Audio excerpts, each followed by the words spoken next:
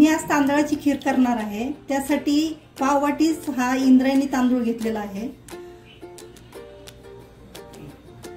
तांदूळ मी धुवून 1 तास भिजून ठेवलेला होता।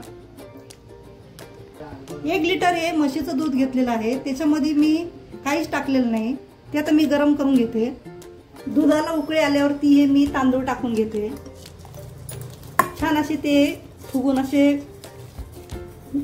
फुगलेले आहेत।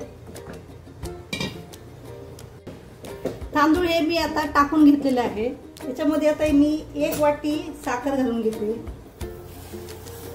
तुम्ही हे स्वयंपाक करताना जरी ही खीर केली तरी पण म्हणजे अशी भरपूर वेळ लागत असल्यामुळे मंद गॅसवरती ही शिजून घ्यायची आहे।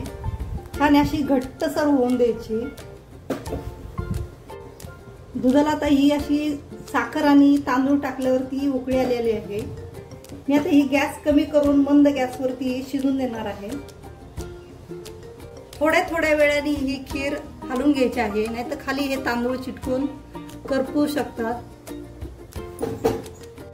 खीर ही मी एक 10 ते 15 मिनिटं अशी आटवून घेतलेली आहे। हे अजून आपल्याला आटवून घ्यायचे आहे। हे तांदळाचे जे कण आहेत ते जरा असे सॉफ्ट असे व्हायला पाहिजे।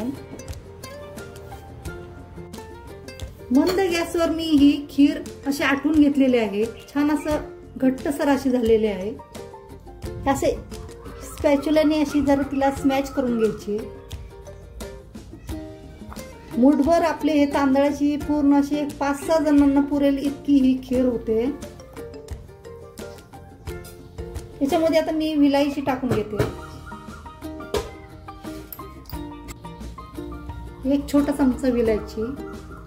आवडीनुसार तुम्ही याच्यामध्ये ड्रायफ्रूट टाकू शकता। मी थोडे काजू तुकडे करून टाकले। जर काजूचे तुकडे आवडत नसतील तर तुम्ही काजूची पेस्ट करून पण त्याच्यामध्ये टाकू शकता। फार छान अशी टेस्ट लागते त्याच्यामुळे। ही खीर आपल्या तर तयार झालेली आहे।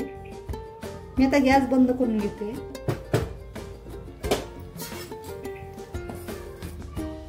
अशा प्रकारे ही अशी घट्ट झालेली आहे। त्याच्यामध्ये काहीच टाकलेलं नाहीये। खवा परत पेढे असं काहीच न टाकता अशा प्रकारे ही घट्ट होते। ही तुम्ही नक्की ट्राय करून पहा।